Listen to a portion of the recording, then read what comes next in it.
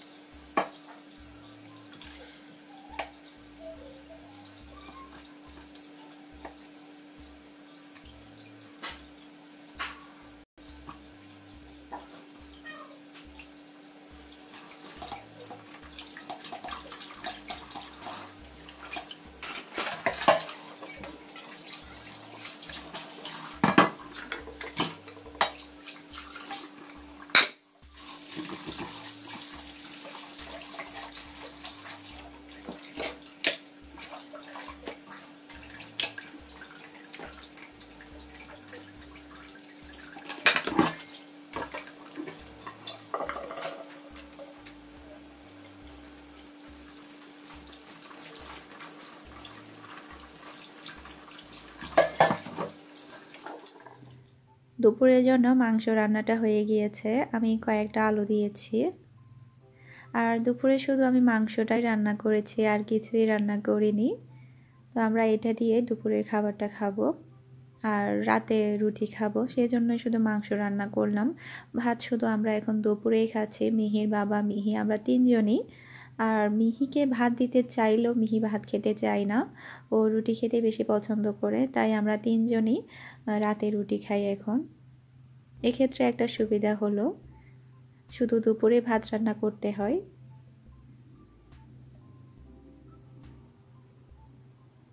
এখন সময় হচ্ছে সন্ধ্যার পর। এখন আমি চটপটির বুটগুলো ধুয়ে নিচ্ছি। আমি প্রায় 4 থেকে 5 ঘন্টা আগে থেকে বুটগুলোকে ভিজিয়ে রেখেছি। কমেরটা 4 ঘন্টা ভিজিয়ে রাখতে হবে, না হলে ভালোভাবে ভিজবে না। তো একটু সময় ধরে ভিজতে হয়। আর চাইলে আপনারা রাতে কিংবা সকালের দিকে ভিজিয়ে দিতে পারেন। আমি দুপুরের দিকে সম্ভবত ভিজিয়েছি, এখন তো ভালোভাবে ভিজে গিয়েছে। তো আমি যে পাত্রের মধ্যে সেদ্ধ করতে দিব, সেই পাত্রের মধ্যে এখন আমি নিয়ে নিচ্ছি বুটগুলো। আর এখানে টোটাল 1 কাপের মতো বুট আছে।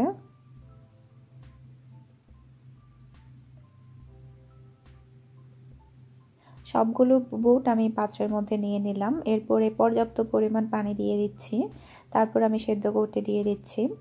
আর সামান্য করে একটু লবণ দিব, ব্যাস এইটুকুই, আর কিছুই দিতে হবে না। বুটগুলোকে ভালোভাবে সেদ্ধ করে নেব।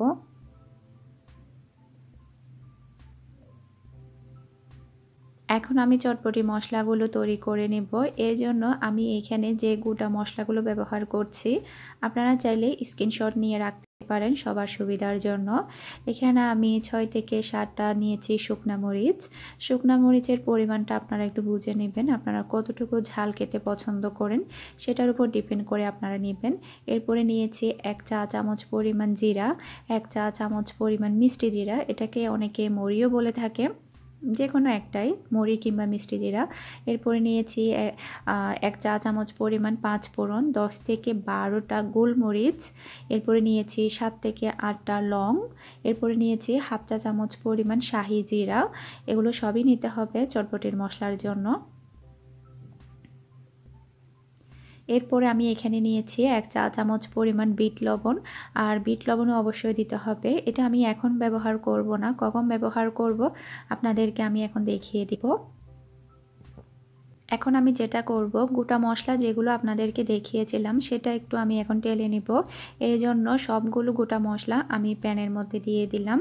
এরপরে চুলাটাকে লোতে রেখে একটু সময় নিয়ে এটাকে টেলে নিতে হবে।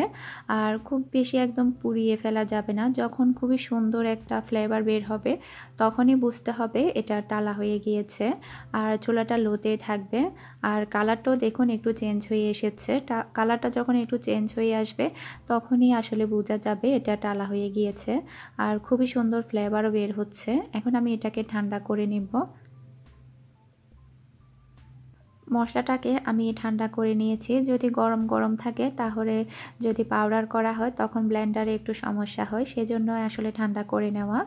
তো এরপরে পুরো মশলাটা আমি এখন ব্লেন্ডারে জারের মধ্যে নিয়ে নিচ্ছি। আর একটা কথা, আমি এখানে ধনে গুঁড়া ব্যবহার করিনি। আপনাদের কাছে যদি গোটা ধনে গুঁড়া থাকে তাহলে আপনারা এখানে 1 চা চামচ পরিমাণ গোটা ধনে গুঁড়া অ্যাড করে দিবেন। যেহেতু আমার কাছে গোটা ছিল না ধনে গুঁড়াটা, তাই আমি এখনই পাউডারটা অ্যাড করে দিব। এরপরে যে বিট লবণটা নিয়েছিলাম 1 চা চামচ পরিমাণ, সেটাও দিয়ে দিলাম ব্লেন্ডারে জারের মধ্যে। এরপরে 1 চা চামচ পরিমাণ ধনে গুঁড়া দিয়ে দিচ্ছি। যদি গোটা থাকে তাহলে আপনারা জিরা, 5 ফোড়ন এগুলোর সাথে গোটাও দিয়ে দিতে পারেন 1 চা চামচ পরিমাণ। তাই আমি এখন পাউডারটাই অ্যাড করে দিলাম। এটাকে আমি ভালোভাবে পাউডার করে নিব।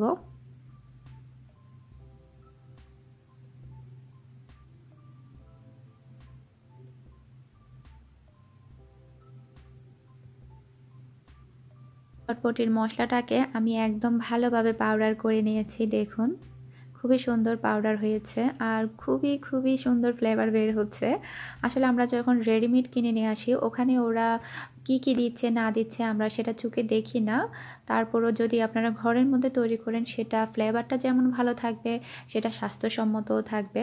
আর এইভাবে অল্প করে তৈরি করে যদি আপনারা রেখে দেন তাহলে প্রায় 3 থেকে 4 বার আপনারা চটপটি তৈরি করতে পারবেন অনায়াসে।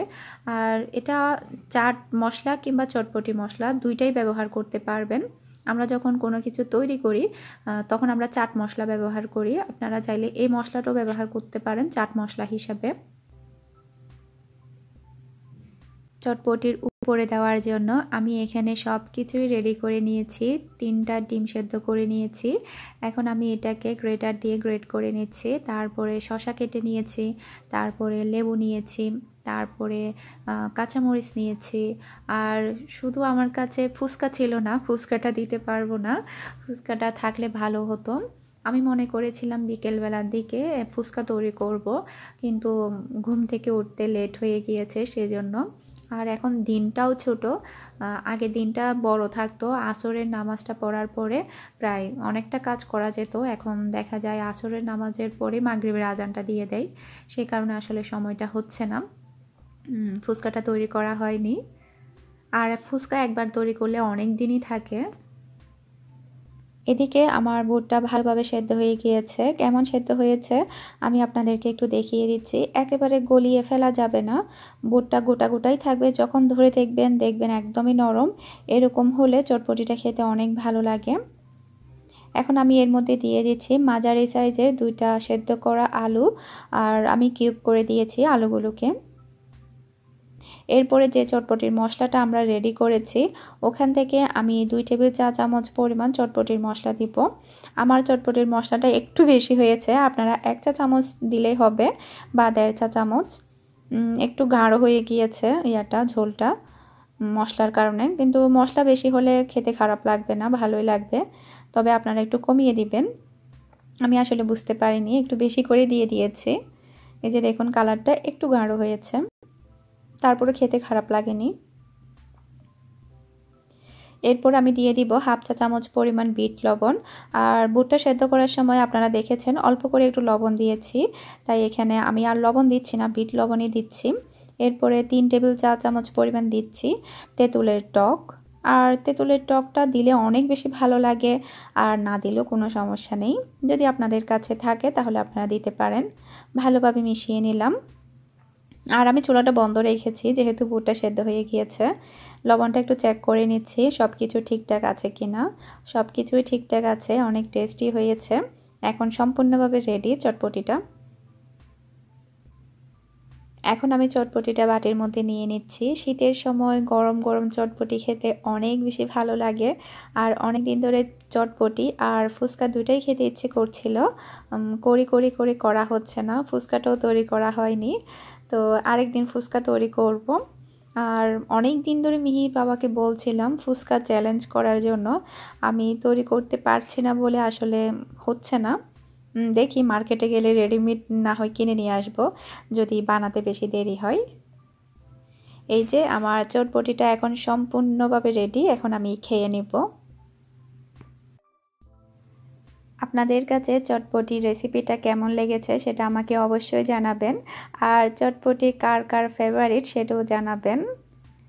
অনেক বেশি ভালো লেগেছে ঘরের তৈরি মশলা দিয়ে চটপটি রান্না, আপনারা বাসায় অবশ্যই ট্রাই করবেন।